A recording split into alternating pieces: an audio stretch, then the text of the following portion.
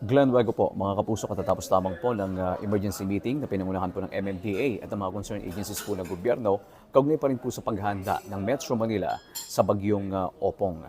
Kabilang po sa mga napag-usapan ho rito yung mga posibleng preemptive evacuation na kung saan hinihikayat po ng MMDA Chairman Don Artesa ang mga LGU na magpatupad ng maagang paglilikas kung kinakailangan.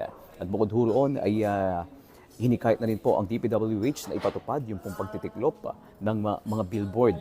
Hihikayat din po ni Chairman Don Artes ang publiko na iwasan muna ang land travel dito po sa Metro Manila hanggang sa hindi pa po nakalalabas ang bagyong Opong. Itiniyak ni Chairman Artes na nakahanda na po ang buong Metro Manila sa posible pong hagupit ng bagyong Opong. Kanina pong alas 3 ng hapon, sinabi po ni Chairman Artes at ng OCD-NCR na kanila pong irerekomenda sa Malacanang at DILG na magpatupad na po ng suspensyon ng klase para po sa buong Metro Manila bukas, araw ng Biyernes.